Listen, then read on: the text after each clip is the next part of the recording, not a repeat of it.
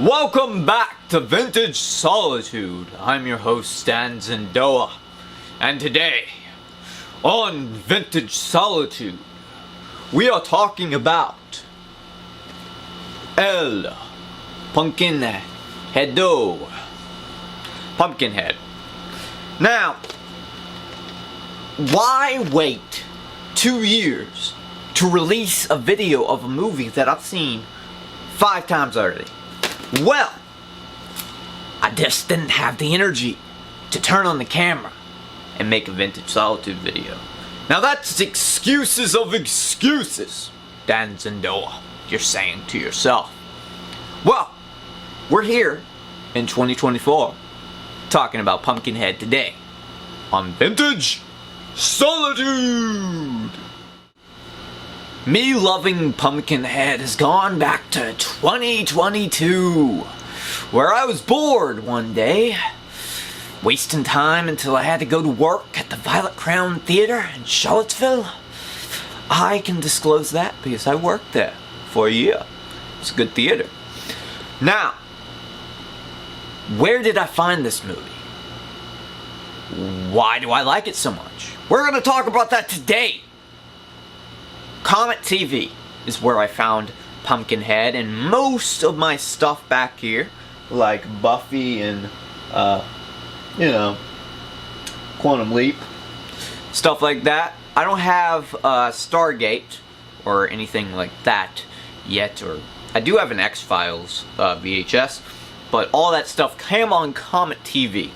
And Pumpkinhead was showing one day. Censored, of course. Obviously censored because TV can't let you say the word or, shit, or that kind of stuff. You can't say that on TV, and you can't show gore. Oh, Pumpkinhead, you can't kill people. He does. He does a lot. And Pumpkinhead is a very good movie. And I loved every second of it ever since finding it on Comet TV. And I've got to say, I was traumatized or enthused by this series. Just the way he looks on the cover. This is the 4K copy I got from Best Buy.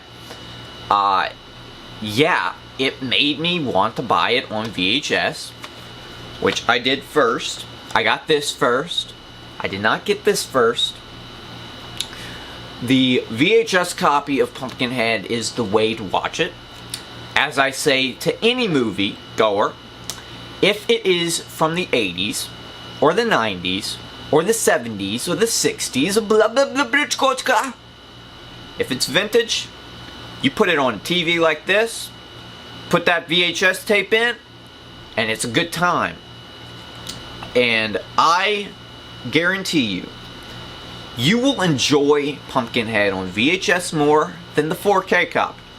Yes, it's more sharper in color. Yes, it's better and more affordable. But when it comes to quality, the way you love movies, if you're a moviegoer, if you're old school, you get a VHS copy of this. You put it in a CRT TV, or, one of these TVs. This is not CRTV. And you watch it. And I gotta say, Lance Hendrickson is the best actor I've ever seen on the screen.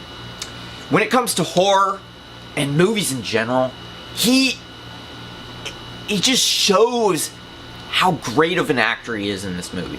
This is one of his earliest movies, I'm pretty sure, but he was in Aliens, and he was in a TV show called Millennium. I've only seen him in Pumpkinhead. I don't recall watching the other Alien movies. I've only seen Alien 1. I don't think I've seen any of the other ones, but I will, because Lance Hendrickson is Pumpkinhead's best. If you are watching Pumpkinhead, you're watching for Pumpkinhead. For me, I'm watching for Lance Hendrickson because he gives this franchise a name. Like, if you watched the second Pumpkinhead movie, you can tell that something's off. There's no Lance Hendrickson. This is not Pumpkinhead. This is just a bunch of teenagers getting killed by a monster. And that's the difference between Pumpkinhead 2 and the original one, and then the third one and the fourth one.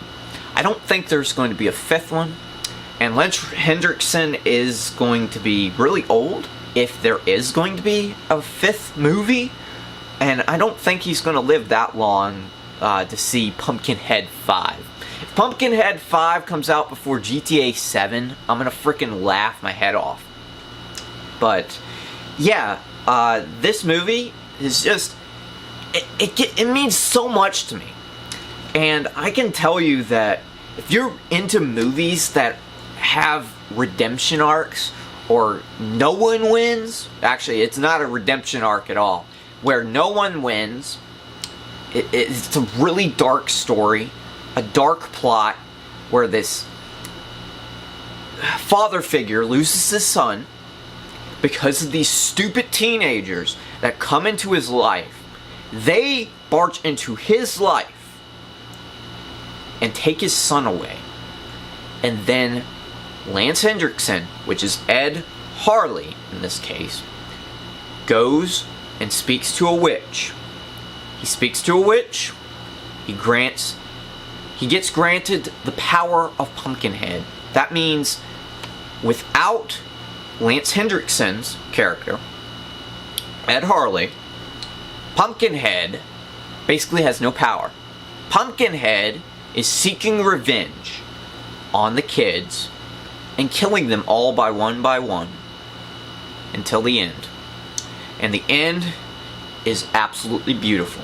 It's dark, it's gritty, it's my favorite part of the movie, that battle scene where these two kids, I think it was, it wasn't Maggie, I think it was Tracy.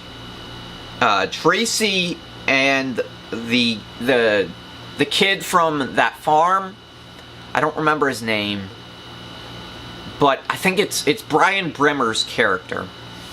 That's the character's, you know, the guy who's playing him.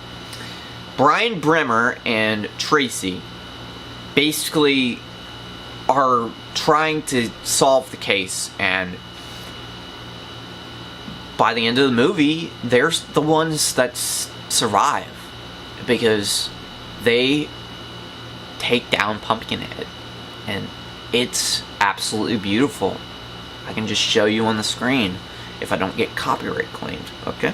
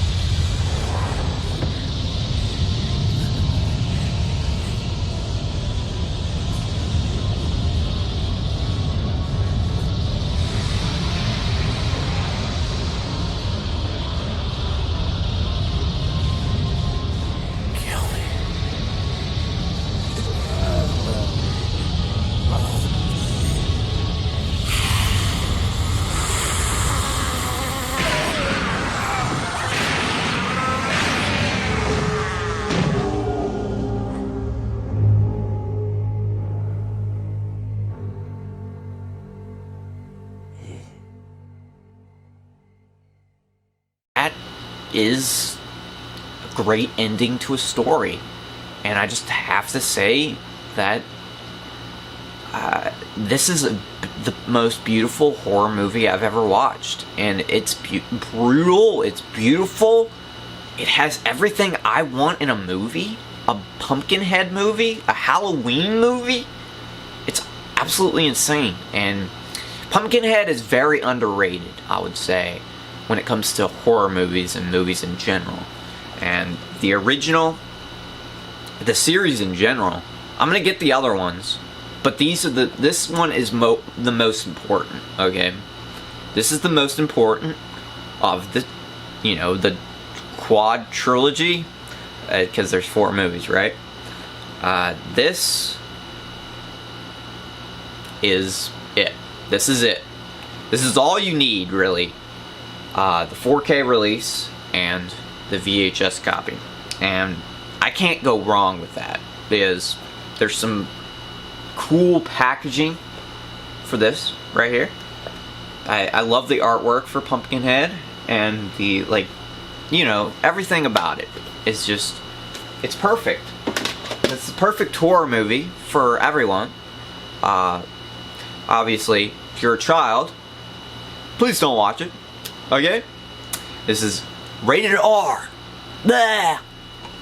But yeah, thank you for watching Vintage Solitude, making a comeback with Dansandoa. That's my new name. Thank you for watching, and hope all is vintage and super chill in your world. I'll see you next time on Vintage Solitude.